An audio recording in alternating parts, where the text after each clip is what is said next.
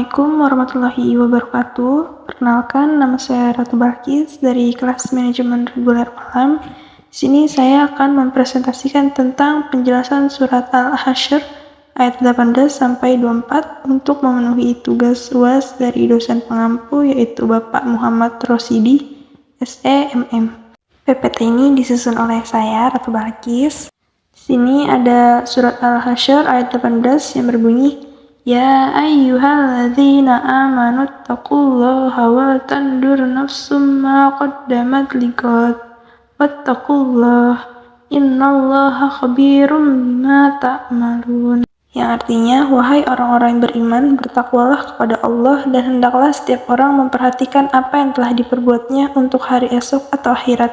Bertakwalah kepada Allah, sesungguhnya Allah Maha Teliti terhadap apa yang kamu kerjakan.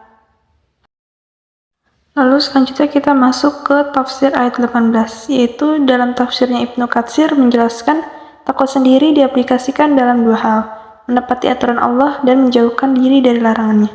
Karena makna takwa sendiri saling bersinergi, tidak dapat dipisahkan. Begitu pula penjelasan Al-Qurtubi yang menyatakan bahwa perintah takwa atau pada ayat ini bermakna bertakwalah pada semua perintah dan larangannya, dengan cara melaksanakan kewajiban-kewajibannya yang dibebankan oleh Allah kepada diri kita. Sebagai orang beriman dan menjauhi larangan-larangan Allah yang secara keseluruhan harus kita tinggalkan dalam seluruh aspek kehidupan kita.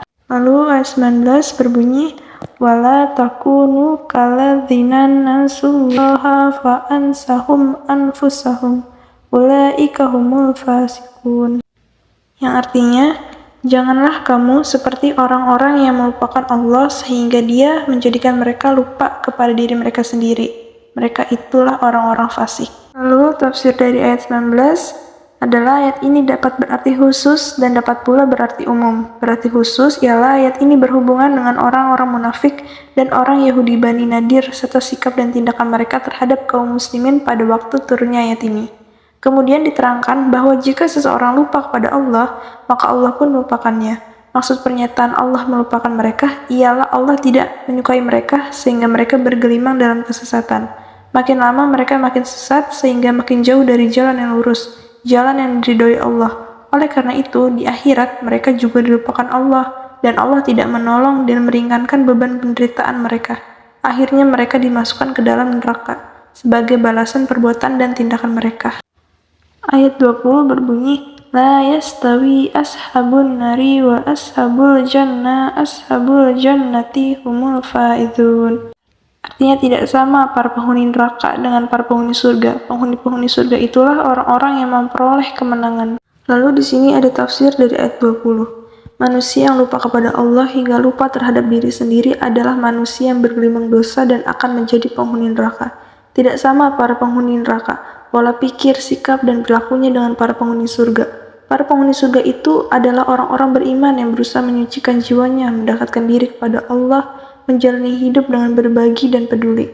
Mereka lah orang-orang yang memperoleh kemenangan, mendapatkan surga karena keberhasilannya mengendalikan hawa nafsu dan tipu daya iblis dalam hidup dan kehidupan. Tidaklah sama para penghuni neraka dan para penghuni surga. Justru mereka berbeda terkait balasan yang mereka terima, sebagaimana berbedanya perbuatan mereka di dunia.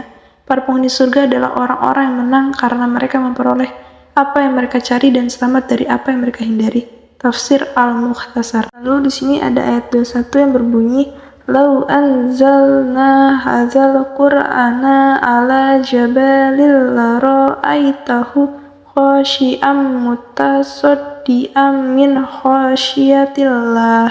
Wa tilkal amsalu nadribuhal linasi la'allahum yatafakkarun. Yang artinya, seandainya kami turunkan Al-Quran ini kepada sebuah gunung, pasti kamu akan melihatnya tunduk terpecah belah karena takut pada Allah.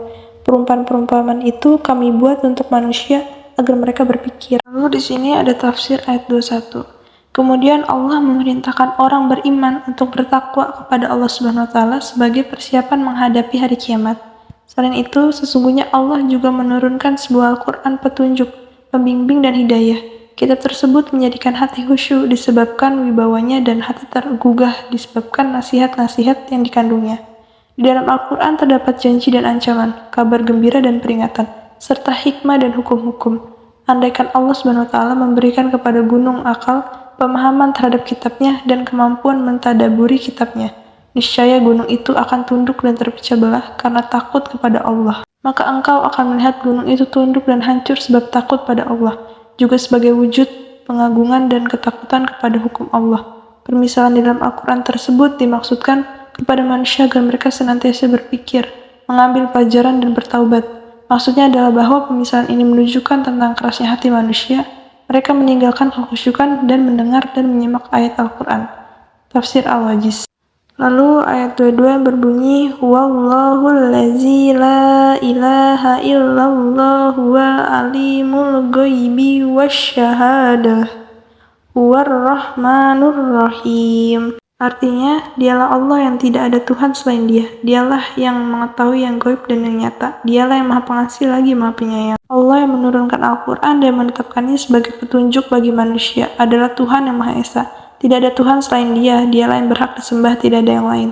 Segala penyembah terhadap selain Allah seperti pohon, batu, patung adalah perbuatan sesat. Dia Maha mengetahui segala yang ada, baik yang tampak maupun yang gaib di langit dan di bumi. Dia Maha Pemurah kepada makhluknya dan Maha Pengasih. Ayat 23 berbunyi, Wallahul ladzi la ilaha illa huwal al-malikul qudusus salamul mu'minul muhaiminul azizul jabbarul mutakabbir subhanallahi amma yusrikun. Artinya, dialah Allah yang tidak ada Tuhan selain Dia. Dia adalah Maharaja yang Maha Suci, yang Maha Damai, yang Maha mengaruniakan keamanan, Maha mengawasi, yang Maha Perkasa, yang Maha Kuasa, dan yang memiliki segala keagungan. Maha Suci Allah dari apa yang mereka persekutukan. Tafsir ayat 23 adalah dialah Allah yang layak disembah, tiada Tuhan selain Dia, Maha memiliki segala sesuatu, yang mengendalikan tanpa ada penghalang dan penghandang, yang jauh dari segala macam kekurangan, selamat dari segala macam aib, yang menyokong para rasul dan nabinya dengan mengutus ayat-ayat yang jelas. Maha memperhatikan semua perbuatan makhluk, Maha Perkasa yang tidak ada yang mampu dikalahkan, Maha Kuasa untuk menundukkan semua hamba sehingga semua makhluk tunduk kepadanya. Maha sombong yang hanya miliknya semua kesombongan dan keagungan. Maha suci Allah dari segala sesuatu yang mereka persekutukan dalam ibadah. Lalu ayat 24 berbunyi, Wallahul khaliqul bari'ul musawwiru lahul asma'ul husna yusabbihu lahu ma fis samawati wal ard wa huwal azizul hakim. Yang artinya dialah Allah yang mencipta, yang mewujudkan dari tiada dan yang membentuk rupa. Dia memiliki nama-nama yang indah, apa yang di langit dan di bumi senantiasa bertasbih kepadanya. Dialah yang Maha Perkasa lagi Maha Bijaksana. Lalu tafsir menurut Al-Jalalain, Jalaluddin Al-Mahali, dan Jalaluddin Asyuti, dialah Allah yang menciptakan, yang mengadakan makhluknya dari tiada atau membentuk rupa, hanya kepunyaannya lah asma-asma yang paling baik, yang berjumlah 99, sebagaimana yang telah disebutkan dalam hadis, lafal al-husna adalah bentuk muannats dari lafal al-hasan, atau bertasbih kepadanya apa yang ada di langit dan di bumi, dan dialah yang Maha Perkasa lagi Maha Bijaksana. Penafsirannya sebagaimana yang telah lalu.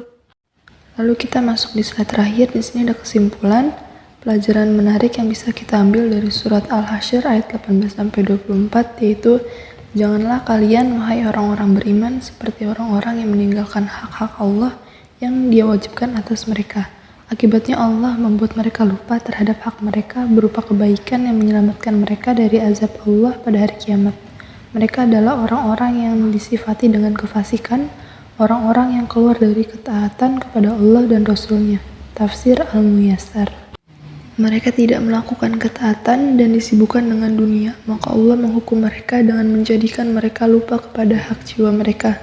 Mereka tidak mengerjakan sesuatu yang bisa bermanfaat bagi mereka. Di akhirat, merekalah orang-orang yang benar-benar telah keluar dari ketaatan mereka. Dan janganlah kalian seperti orang-orang yang lupa kepada Allah dengan meninggalkan perbuatan taat kepada perintah-perintahnya dan menjauhi larangan-larangannya. Lalu Allah menjadikan mereka lupa kepada diri mereka sendiri dan tidak melakukan amal yang bisa menyelamatkan diri mereka dari murka Allah dan siksanya. Orang-orang yang lupa kepada Allah itu yang tidak menaati perintahnya dan tidak meninggalkan atau berhenti dari larangannya, mereka adalah orang-orang yang keluar dari ketaatan terhadap Allah. Tafsir Al-Mukhtasar. Sekian presentasi dari saya. Jika ada kekurangan ataupun kesalahan dalam pembacaan ayat Quran, tolong dimaafkan.